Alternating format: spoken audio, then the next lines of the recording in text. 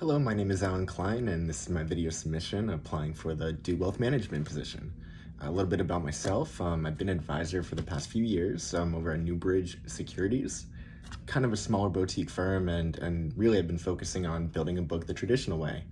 I built about a $30 million book over 3 years, so I've done very well.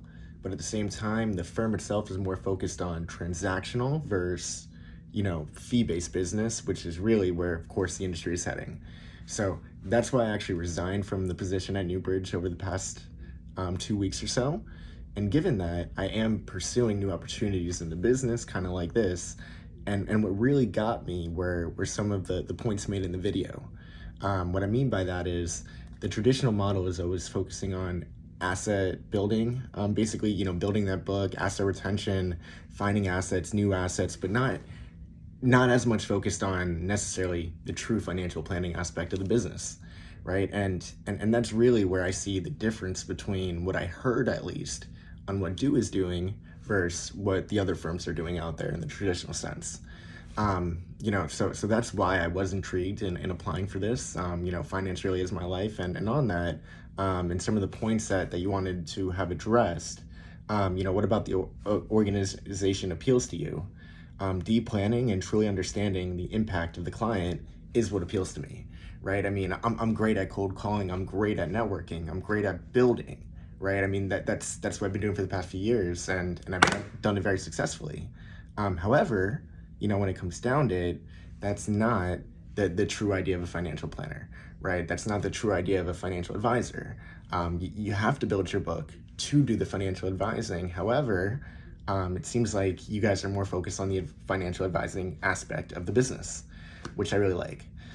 So besides that, when the point came up as to what doesn't appeal to you about the company, really is that I've never heard the name Do Wealth Management. And, that may be my own ignorance, but at the same time, I was doing a lot of research in terms of, which jobs I wanted to look for.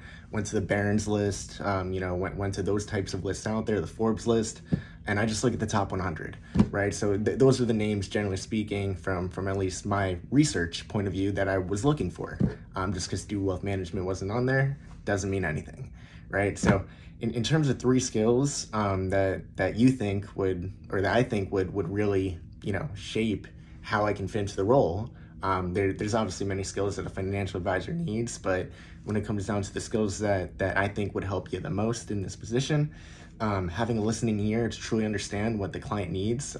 Obviously, the client always doesn't really know what he needs, but at the same time, that's where that listening ear from my part comes in to make sure we can provide the best service and attention to detail for him, right? I guess the second really needed skill for a financial advisor, but more importantly for this position in particular, would be attention to detail, right? I mean, when it comes down to the decimal points, right? When it comes down to understanding everything with the IRS, I mean, if you're off by a cent, they can charge up to 50%, right? In penalty fees. So, I mean, attention to detail is always number one when this business is really in play.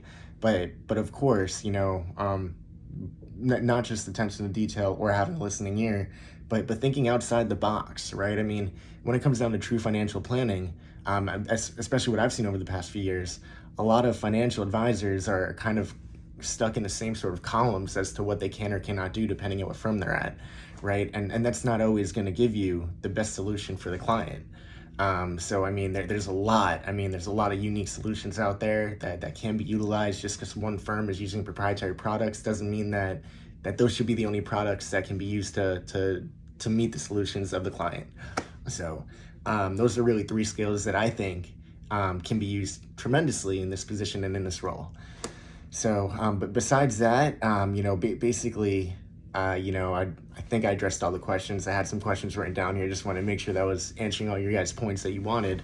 But besides that, I really just have a knack for this. I have a knack for sales. I have a knack for financial planning. I have a knack for finding the solution, no matter what it is. And when it comes down to estate planning, when it comes down to taxes, when it comes down to trust, I've done it all. I've worked with the CPAs. I've worked with the lawyers. As an example, I did a several $1 million 1031 for a client on their property that that I had to work with the CPAs and the lawyers, and the client didn't even know about it. So, all these things really come together to really shape up the experience for the client and for the company.